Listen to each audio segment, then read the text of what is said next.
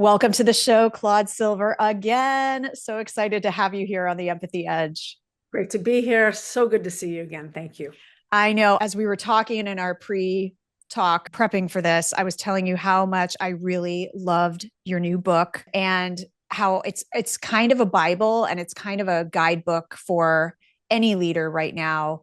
And the gems per paragraph were worth their weight in gold. So thank you so much for writing this Thank and getting you it out into the world. so So much. let's start where we always start because we're going to talk about a variety of things of being yourself at work and what the heck authentic leadership actually means Yep. in a practical sense. But before we go there, I would just love if you would share your story and how you got into this work because it's such a good story and it has so much to do with why you wrote this book as well. It really does. Thank you so much. When you were just asking me that question, all of a sudden I went to being 5, 6, and 7, really right now. Yeah. And I remember I was such a tomboy and I rebelled against my mom. I did not want to wear dresses at all. And so I didn't really until like I graduated from high school or at someone's wedding. And when I look back on that, if we're, the book is really about belonging and belonging to yourself, right? And being accepted by yourself. And I think back to those years and I think I knew who I was. I knew that it made some people uncomfortable. And so I think about how that probably shaped my life in many ways Mm-hmm. of being extra aware of when someone is comfortable or when they're not comfortable. And I bring all that up because it is what I do all day. It is what Mm-hmm. we are in relationship and in connection and community with people all Mm-hmm. day. And so my story really is, in many ways, I think I was an underdog for a long time. I didn't know where I fit in. And my parents are highly educated. My brother, who's 18 months younger than me, is highly educated. And school was really tough for me. Really, really tough. Dyslexia, I'm not a good test taker, right? Mm-hmm. I'm a Gen Xer, so like we had to take those tests. Yeah. Yep. um, and I didn't do well. And at school, that's what you are graded on. How well you take a test, how well you write, how well you comprehend. And my gift has always been that of emotion and that of much more emotional intelligence and emotional fluency. And so finding my way through my life has been, it's not been anything I really have talked about until much recently with the book and really sharing a lot of my story. And so, to get really into the nitty gritty, when after my sophomore year of college, I left after uncomfortable things happen, bad decisions, bad boys, bad drugs. And I was like, I need to get out of this place. And I went back home to Santa Fe, New Mexico, where I grew up. And I told my parents I needed to find the longest outdoor adventure, outdoor education class I could find to get my butt kicked. Literally, that's what I said. I need to get my butt kicked because I was going nowhere fast. And I knew that wasn't the plan for Claude Mm-hmm. internally. Be careful what you wish for or what you look for. Yeah. I found a 93-day Colorado Outward Bound wilderness leadership program. Mm-hmm. Let me tell you how out of shape I was. Let me tell you how not prepared I was. So here I go. It's October. I go to Outward Bound. I'm the only young woman with 9 young men. And I'm learning right then and there that, okay, there's no toilet paper. You don't get a shower or a hot meal until 18 days. This is 1991, so it's snail mail. There's no cell phone. Mm-hmm. You sleep in tents, you sleep in tarps, and everyone is going to carry 80 to 85 pounds on their back. So by then I was 5'3", and now I'm 5'2.5" on a good day. So it's day one. It's snowing. We're 9,000, 10,000 feet up already. We need to climb another 1,000 feet to get to wherever we're going to get to. The guys just bolt up the mountain. And here I am, taking a breath, step, taking a breath, step, and just hoping and praying and wishing I twist my ankle, I break my leg, and I get to go home. Mm-hmm. Wishing, hoping, praying, and God, it didn't happen, right? Mm-hmm. Crying, and it's just the worst. It's the worst. I'm soaked. It's the worst. And I had a female instructor for those first 18 days, and she comes all the way down the path and she looks right at me about a foot and a half away from me. And she just says, "What is going on in your head?" Well, I answered her. I said, "Well, I'm singing that song by Nine Inch Nails, head like a hole, black as your soul. I'd rather die than give you control." Without blinking, she says, "You better get another song in your head." Love that Boom. story. And that is it. Like, Yeah. not that my life changed, I mean, but that was the first time after going to therapy and after just, feeling like I understood a little bit about life. That was the first time it clicked that only I could change this Mm-hmm. talk in my head. And I really think it's because music was the origin of that. Mm-hmm. Not like, "Oh yeah, Claude, only you can change the thought in your head." Well, okay. But this was like a real song lyric that Mm-hmm. was not doing me right. Right. And, again, 1991, there was no Pharrell happy, I'm happy. And I wasn't happy. Right. So the wonderful thing about that entire adventure is that A, I stuck with it. Mm-hmm. B, I came out of it 93 days, a very changed human being, a much stronger, much more confident human being. I understood teamwork. I understood what it took to survive Mm-hmm. with others, keep one another safe and healthy with Mm-hmm. others, in the back country where there's no rescue, no one's coming to get you. And so I started to understand the inner workings of teammanship Mm-hmm. and what I needed to do to show up, to be fully present as a member of that team, and not only the team, a leader, because that was the point. So that, thank goodness for that Outward Bound. I mean, it took me on a great adventure, and I came out of it knowing immediately my purpose was to be not only of service, but to be of joyful service. Mm-hmm. And that hasn't left me. And I was 19, and Yeah. that's where I am today. Right. Right. And you're now, you're chief heart officer at VaynerX, Yeah. working with Gary Vaynerchuk. Yes. And explain a little bit about that role, because I often describe your role, and this might be wrong, almost like you're a coach Uh-huh. within the organization, and people can come to you or get sent to you. You're not HR, No. but it's more about leadership capacity, about personal boundaries, stretching people, kind of being the coach that, like the leader that came up to you of what is the song in your head. Is Yes, that an accurate description?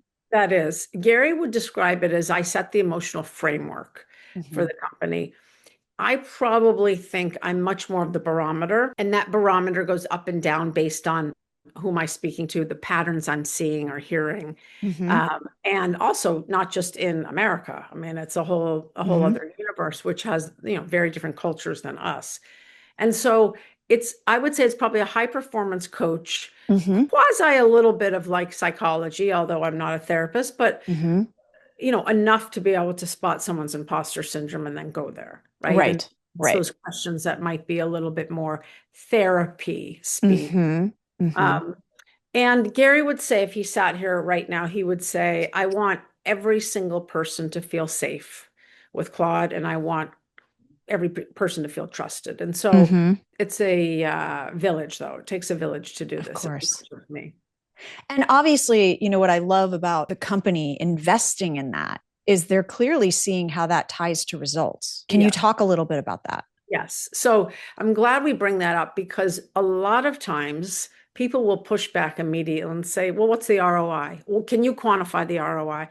Okay, yes, low attrition, high retention, word of mouth referrals. We just had an incredible win at the Super Bowl with one of our ads. So, what's not the ROI of being good to your people? What's not the ROI of taking care of your people? I just don't know. Everything is. Mm-hmm. And so when we look at the growth from good to great and then great to exceptional, how do we get a steady performer to a high potential? And how Mm-hmm. do we then get a high potential to a top talent? That's all about retaining.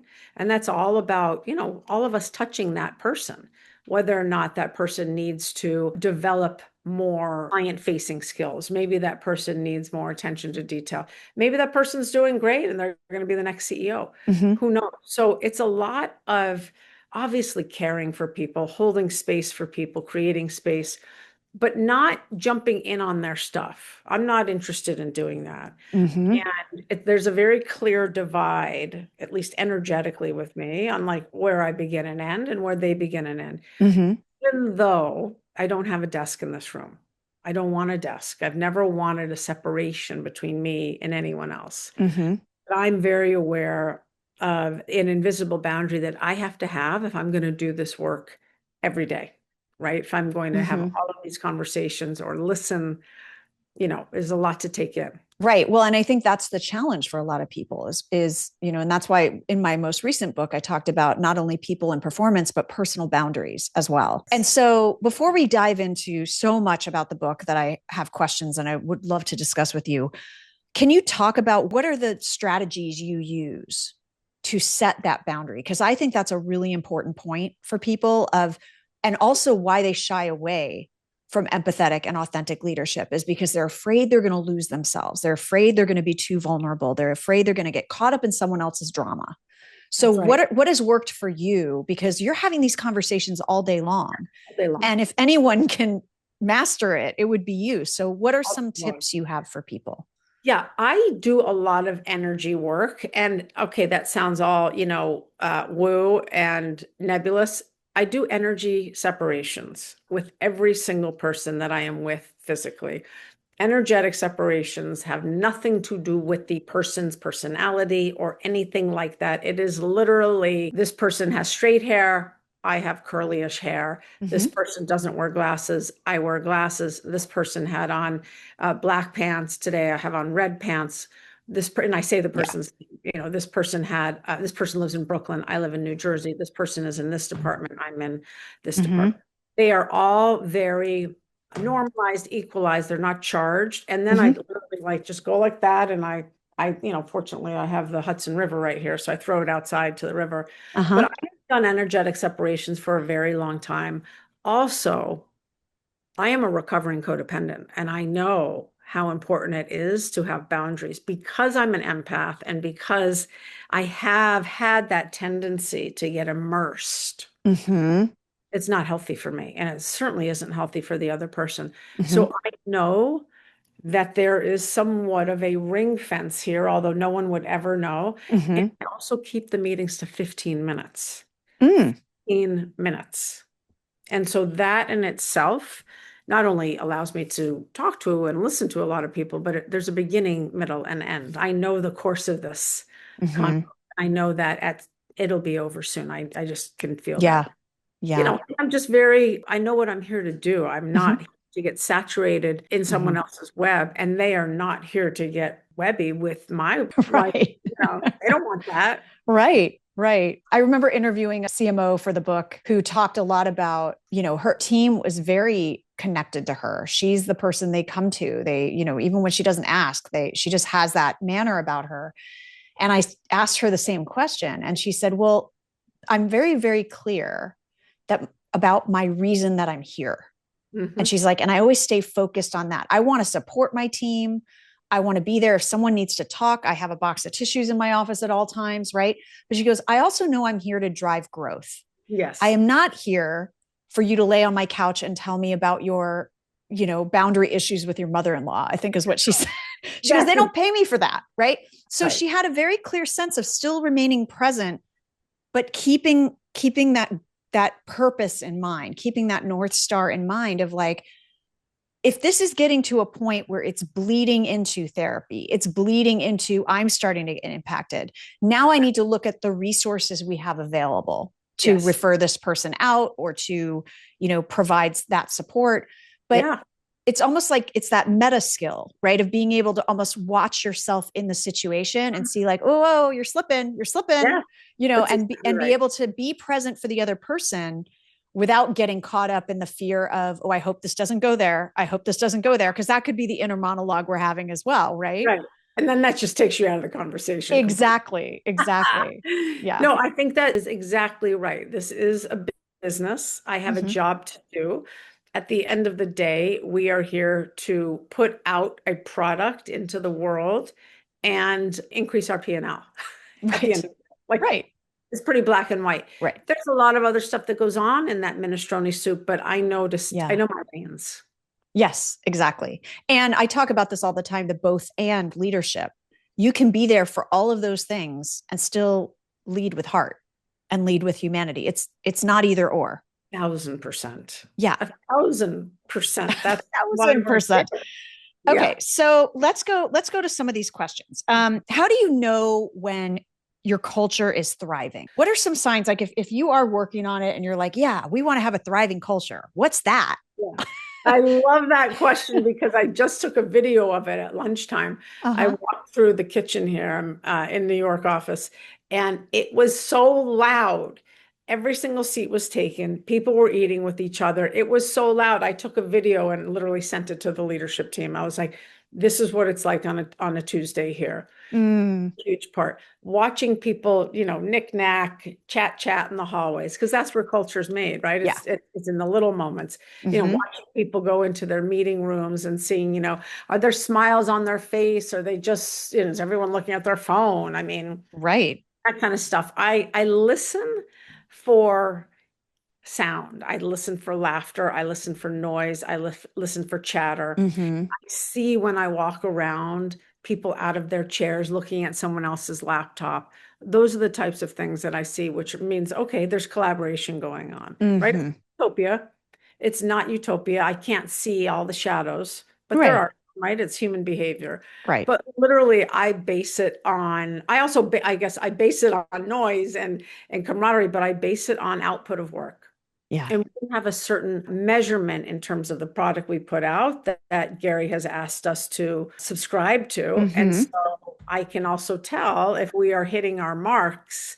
That Mm-hmm. also means, okay, well, we're successful. Yeah.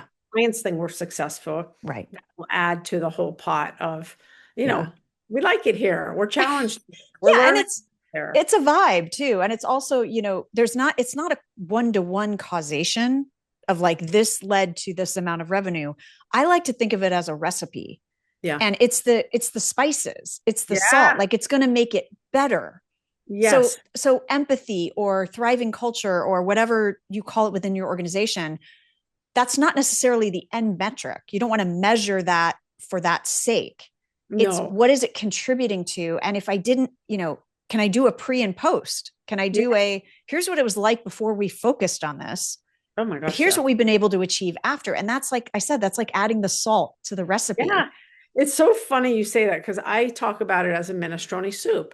If the oregano isn't in there, it's not a minestrone soup, and we're Right. missing that, or the bay leaf, and that's why we Mm-hmm. need all of these people and Right. all of this diversity, and Right. we are a microcosm of the macrocosm, and Yeah. so Well, that's and a the bay leaf doesn't generate the revenue. The bay leaf doesn't make the soup. It no. adds to it and it kind of supercharges it, you know? All additive. Yeah, it's Yeah. additive. And I think the other thing that I'm very vocal about, but I'm also looking for is no one here is smarter than anyone other. No one here. Everyone brings something. Mm-hmm. Curiosity, I'm educated in here, a different culture, a different language. And so it's something I say a lot. Who's the smartest person in the room? Everyone's looking around. Oh, is it David? Is it whatever? And I'm like, it's the room. Mm-hmm. It's the room. And then they just take a breath. Oh, great. It's not. Okay. Thank you. Okay. And it's like it just normalizes things. Yeah. Yeah. So when and we talk about authentic leadership a lot, but I really like the very practical way that you look at it. And it's that, and I would love for you to describe it. When you think of being an authentic leader, what does that mean? If you are a giraffe, stay a giraffe. Do not become a zebra. There is no reason, no need for you to be a zebra. Authentic leadership to me is that you are guided by what you know to be best because you are educated, you have done it, you've lived by example, and it's who you are. I'm not trying to I don't put on Gary's baseball hat every day and say, I work at VaynerMedia and I'm second in command to Gary Vaynerchuk. Don't I look like him?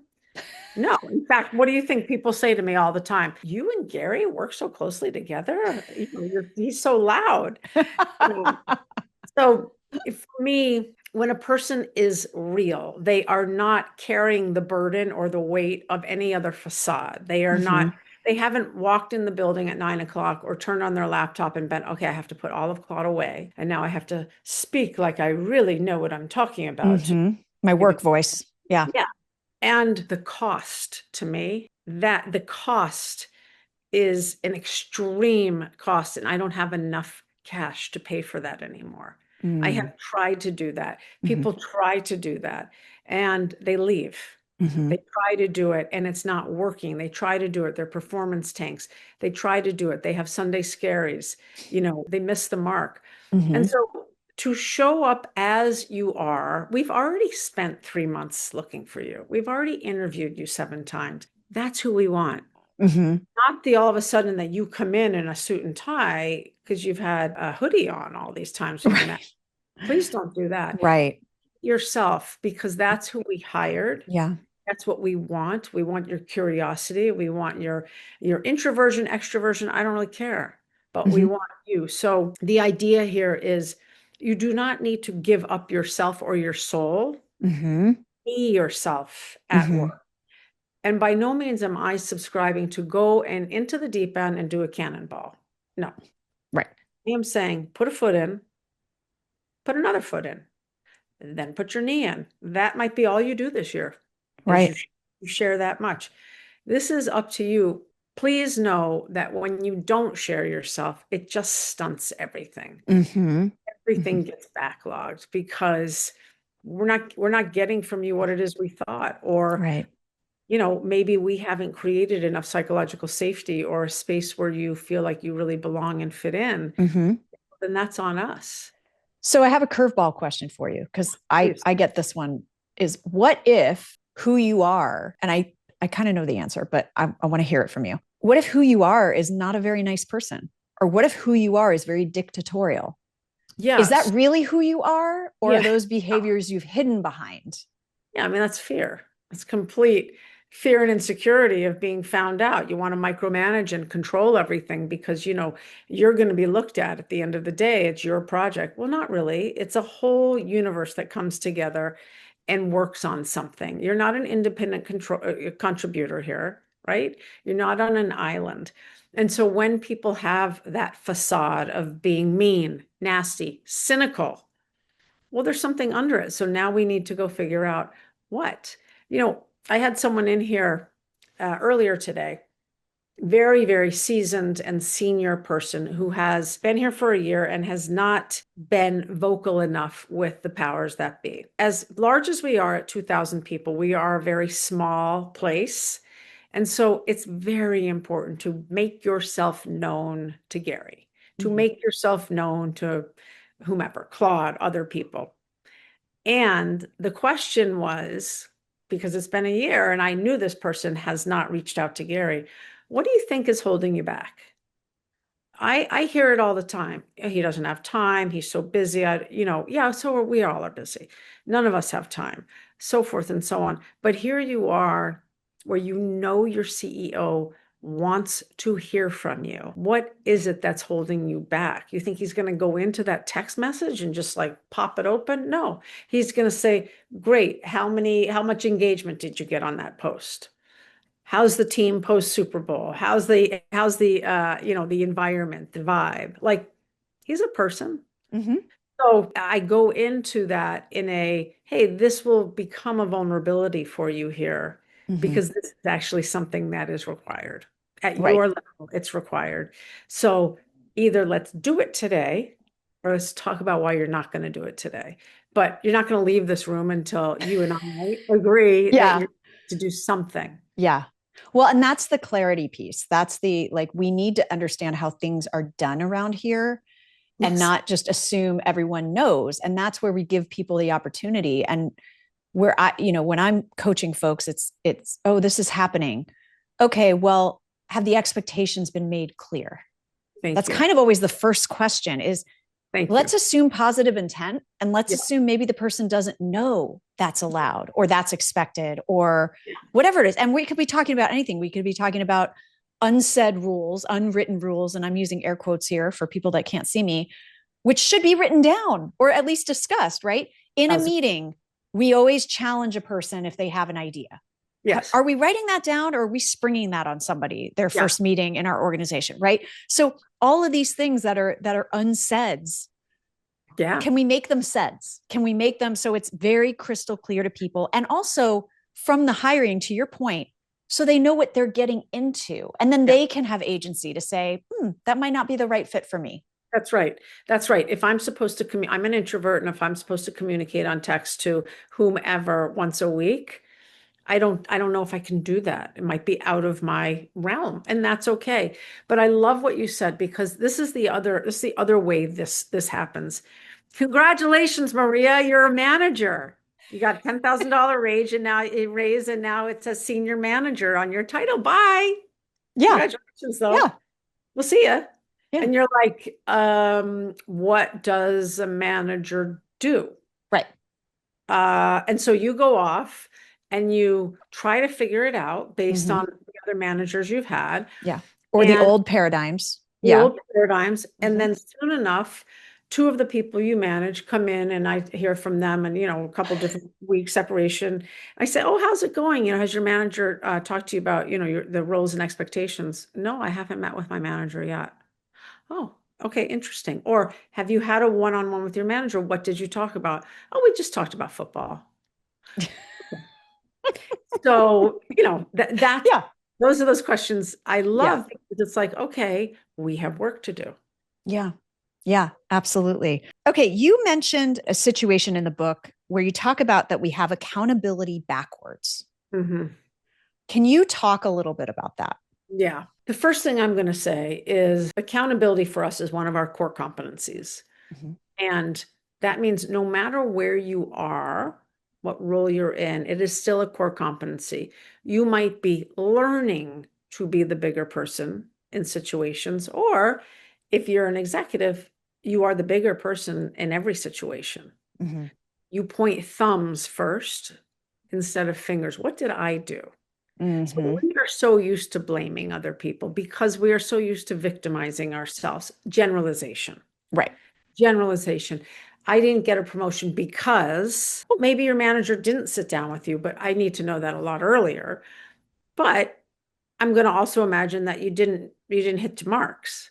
What did you do? Did you ever take work home? Did you ever study? Did you practice AI like we've talked about every day here? What are you like? Look at yourself first before you blame other people. And I think in leadership, if one doesn't do that, then they've completely devalued their entire team. If a leader comes in and says immediately, what did you do wrong? This is all wrong. I mean, how do you feel? Like, Yeah. terrible. Well, that doesn't get us anywhere. Shame and blame is not going to improve the person's performance. Yeah. Not at all. That person will be crying in the corner, and then we have a whole nother deal on our hands. So I find that there's a lot of unlearning that needs to happen, myself included. It's on a daily basis, but especially if you come from the old school, especially if you're like, client's always right, And people are working with Gary Vaynerchuk, and he's like, whatever, like, client, I'm more interested in the consumer who's picking up that, the milkshake. I don't, schmant. These are all things that we need to take into account when we think about accountability, agency. I have agency over the choices I make. It doesn't. You don't have agency over Claude. You have agency over you. And that's like, even in the book, the first chapter is you are the CEO of you. But let's get grounded. And it's going back to, Claude, you better change the song in your head. Only I can do that. Right. Right. But I have to feel like I have skin in the game, accountability, agency, and that there's something at the end of, there's a responsibility. And at some point I will have a check-in somewhere. Yeah. And I will be told how I'm doing. Someone else will be accountable for my growth as well as me. So I think about how we have accountability backwards a lot, especially when it comes to creating spaces where people want to belong.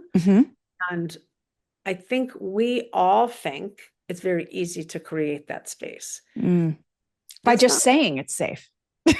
Yeah, like, what are you talking about? It's safe. Well, Like, I told you it was a safe space, right? Yeah. I didn't show you with any of my actions or any of our practices, but I'm telling you it's a safe space. Right. I'm telling you, you belong, even though you're the only person that didn't dress up like we all did today, because we agreed to, dress up as clowns, whatever it is. Right. There's like this, it's a hole. It's a big hole that Mm-hmm. we need to fill. And what you just said is what I love, with action, with specific actions. Mm-hmm. Show me how, show me what is expected of me. Mm-hmm. You know, if you tell me, maybe I'm a visual learner, maybe you Right. need to find Right. that out. So Yeah.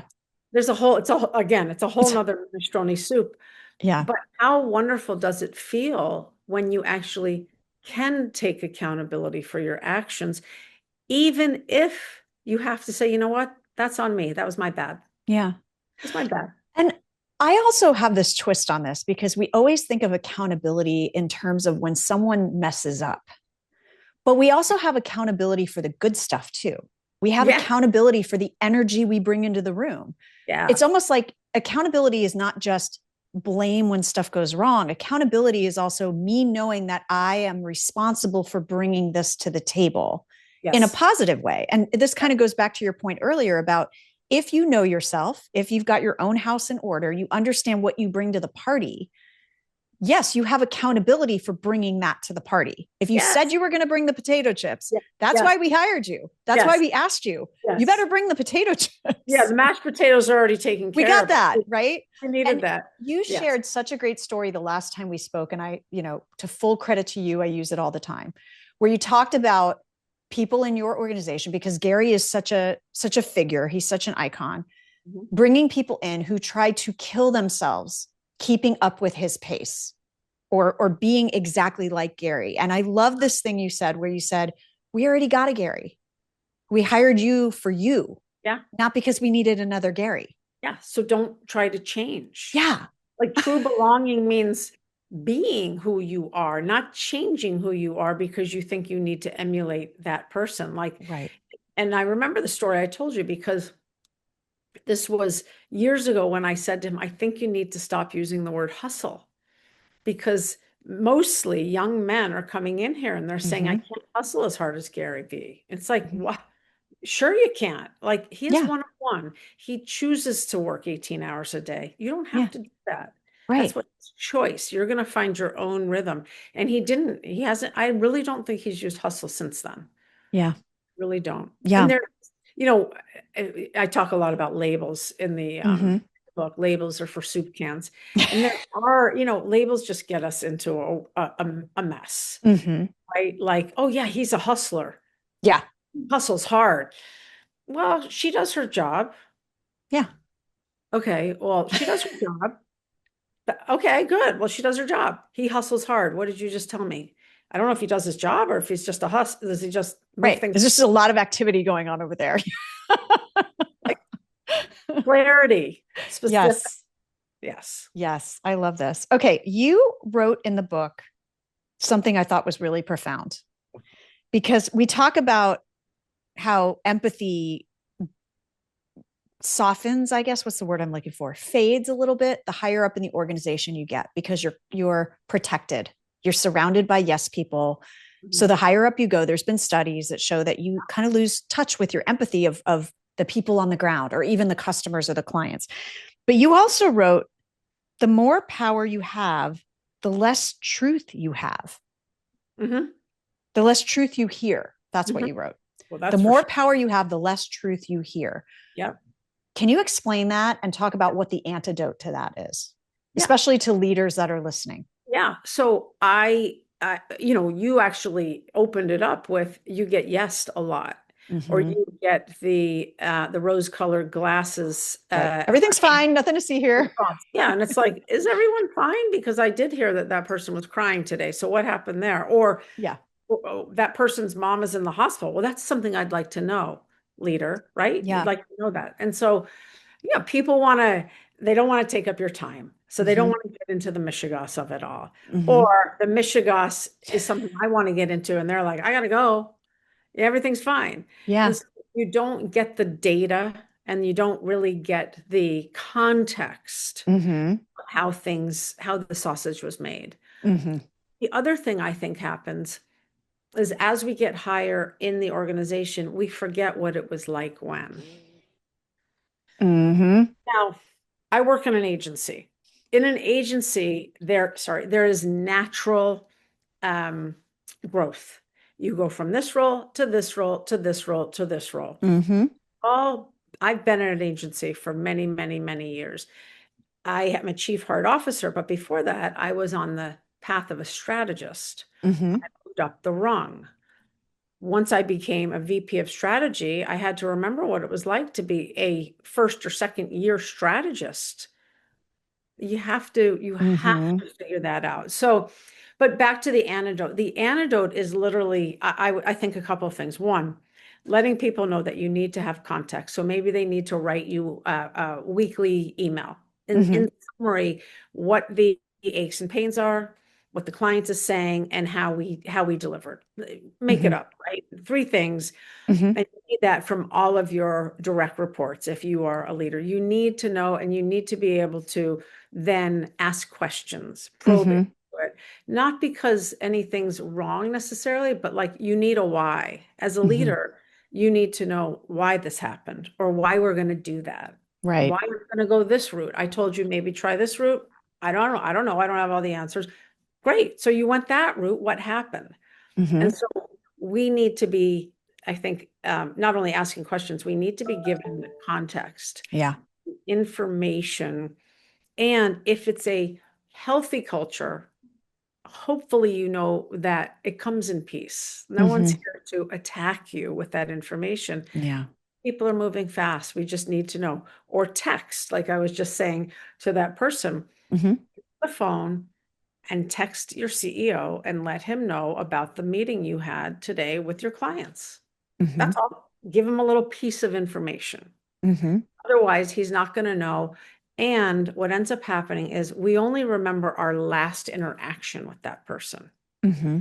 Well, the last interaction was I didn't have an interaction. Where's the person? Yeah. The Yeah. last interaction was amazing. We had a great client dinner, and Mm-hmm. now we have a project based on that client dinner. Yeah. So there's there's it's a two-way street, is what I'm trying to say. Yeah. As leaders, we need to set expectations because people can't read our minds. Mm-hmm. Have to remember, we couldn't read our leaders' minds either. No, Right. no Right. idea. Yeah. One of the most powerful exercises I've ever done at a workshop is we had a mixed group. Sometimes I'm talking to just leaders, sometimes I'm talking to across levels. Yeah. And it was an accidental thing that happened, and I'm totally trying to replicate it wherever else I go. So I have this role play where it's a manager giving a difficult performance review to an employee, and it's like a murder mystery. They have their backstories that I give them. Yeah, I love And that. the goal is to see how many of them suss it out, right? How many of them go there versus like one of them where they're like, the result was he quit. I was like, okay, that's not the result we want. But one of these where we were mixed levels, we happened to have a very senior executive with a brand new manager, but they didn't know what parts they were getting because it was just part A and part B. Yeah. So the younger person ended up with the role of the person giving the review, and the senior exec was the one getting the difficult performance review. And what came out of it was the younger person said, I didn't realize how hard it is to give difficult feedback to somebody. The more senior exec said, I had forgotten what it was like to get a performance review and feel like I was in my principal's office, right? Now, you could talk about a whole other thing of why aren't the senior executives getting performance reviews? But that was a different question. But it was just that exercise of that was empathy right there of, oh my gosh, I'm sitting in your shoes now, which I don't like saying that phrase, but I'm seeing things from your perspective now that for him, that I had forgotten about. And for her of like, oh, wow, now I have empathy for my boss. Yes. Which I didn't think I was supposed to have. And I'm like, no, it's supposed to flow both ways. Yeah. It is an ecosystem. Yes, exactly. Exactly. So this is a great time to segue into this idea of psychological safety, because to your point, it gets harder to get that information if people don't feel psychologically safe, or that their career or their, livelihoods are not in danger if they tell the truth. Yeah. So you talked in the book about the dangerous byproduct of silence. And how psychological safety is the antidote to that. So can you talk a little bit about cultures of silence? Yeah. And how they even start And Yeah. how can you break out of it without scaring everybody of like, all of a sudden we're going to talk about everything, right? Oh, right. God, you really you need disruption in order to Yeah. do that. I always say, I don't want anyone here suffering in silence. Mm-hmm. That is what I will say. And why do people suffer in silence or choose silence? Because they're afraid to get found out, imposter syndrome. They're afraid that they're not smart enough. They're afraid that, whatever else, they're not the coolest person. They're not the coolest cat. And also, they might sound funny, or, you don't have any time for me, or, I just get triggered when people interrupt me. There's so many excuses for silence. There's so many excuses, but the culture becomes secretive. The culture becomes political. The culture becomes cliquey. And that's when any one of us, myself included, will be like, I don't want to be involved in that. Zip. And I just stop contributing, right? I don't want to be, or I don't get invited to those dinners. Well, then I start to move myself outside and I become a bit of an outsider Mm-hmm. within a company. And I'm not going to, A, feel safe, feel like I belong, but I will definitely not tell you what's on my mind, Right. or I'll paint it and like everything's good. Everything's good. Every now and then I will ask someone point blank, are you a flight risk? I will just come out and ask that. If I'm Mm-hmm. feeling it, I Mm-hmm. will ask it, especially if we don't want that person to leave. And it's Right. amazing when people actually tell me the truth. And I'm so happy when they do, because Mm-hmm. it's like, okay, well, then I can do something about it, Mm-hmm. or not, or Right. maybe not, Right. not up to me. But cultures that have such a hierarchy and we'll just call it maybe an old boys club, Mm-hmm. a culture of holier than thou. I'm the smartest person, and Mm-hmm. you are not. So you need Right. to shush. Right. Someone's going to shush. Right. They're going to do that. And Right. so the antidote to that is, again, creating a space where people can speak what they normally are afraid to speak. Mm-hmm. They can speak their mind. They can say, I have an idea, Maria. They can say, I'd love to talk to you offline about this, whatever is comfortable for them. On Mm-hmm. a Zoom, the introvert might say something, might raise their hand, might put an emoji up. Mm-hmm. These are the things that we have to be watching for. We Right. have to listen with both of our ears and our eyes and our entire body, right? Mm-hmm. Someone is exhaling, or if Mm-hmm. they're exhaling. Right. I was just in a leadership coaching session before our call, and we were talking about, what you tolerate becomes culture. What you ignore, or what you're silent about, compounds.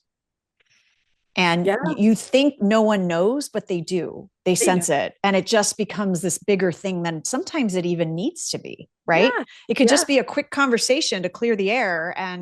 But you spend months, Yeah. swimming in Ruminating, it. ruminating over it. Yes. And well, we do that all the time as human beings. Mm-hmm. We instead of saying what's on our mind in relationship Mm-hmm. to our boss or to whomever, we're like, no, they can read our minds. It's They like, no, know. no one can read your mind. No one can read my mind. I wish Right. I could. I can't. Right. Actually, I don't wish I could all the time, but Right. I had an incident once upon a time, and I had to go to Gary and say, you know what? I really think this person thinks I'm dumb. Now that's Claude's past limiting belief. And he said, well, then you need to go clear it up with him. And I went and took the person to lunch. And once we were settled, I said, you know what? I have this feeling every time I say something, you just look at me like you are dumb.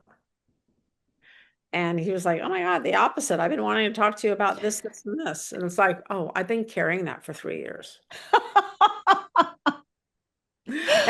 And I've been a seasoned leader for a Yeah. while. Yeah.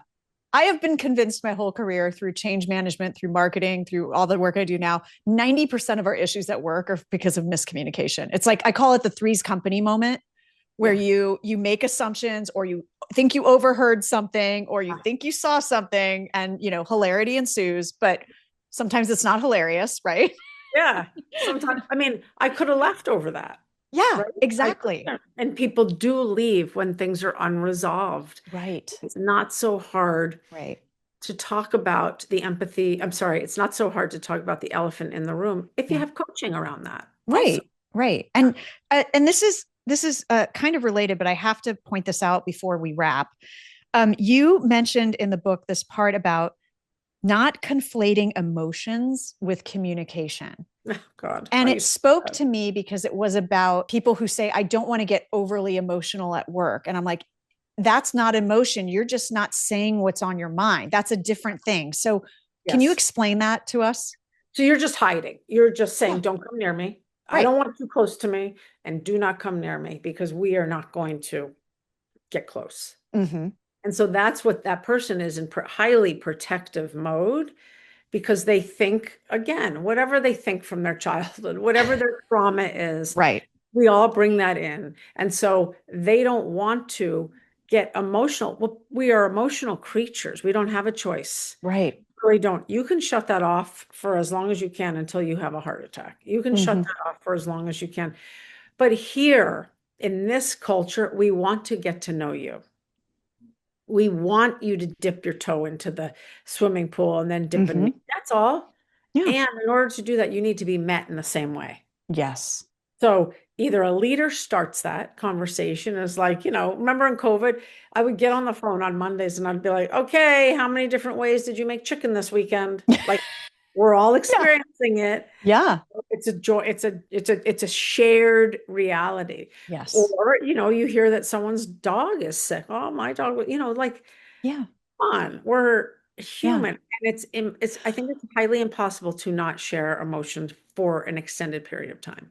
Well, and to not be scared to share them when that's actually a method of connecting. It's a method of communication. That's And right. again, I always tell my people, you don't have to be crying on the floor to be an empathetic leader. Like you can embrace empathy from wherever you are, from Yeah. wherever you're comfortable. And that includes people are neurodiverse, Thank people you. have different backgrounds that, like you said, they have different histories, Yeah. whatever you're comfortable with. But that we're together more than with the people we work with than sometimes we are with our own families. And, Yes. we could have a whole other conversation on whether that's good or bad, but it's Yeah. reality.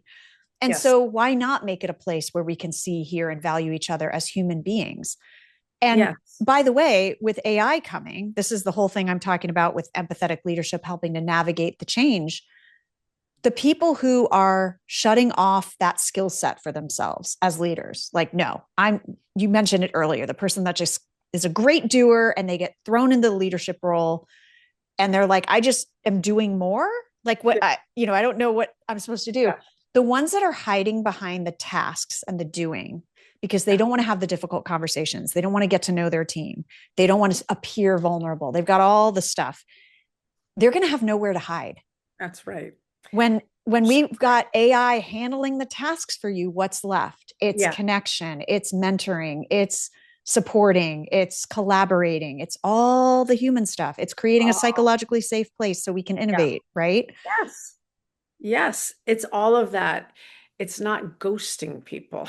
Yeah, Like, yes, all the above. And we need people to bring their humanity into the workplace more than ever right now. We really, really, absolutely. So I mean, there's so much in this book, and I want to encourage everyone to go out and buy it. Be Yourself at Work, the groundbreaking power of showing up, standing out, and leading from the heart. What's a final gem you can leave us with before I read for everyone this wonderful passage from your book that I just can't resist oh, reading to thank you. everyone? But what's a final gem or word of encouragement you have for Well, folks?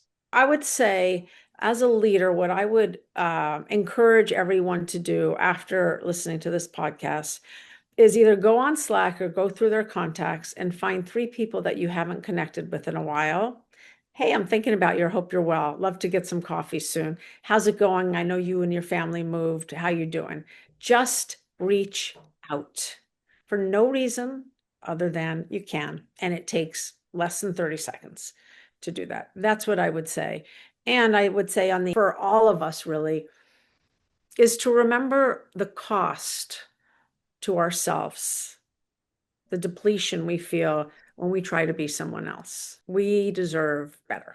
It stifles so much innovation and so much collaboration.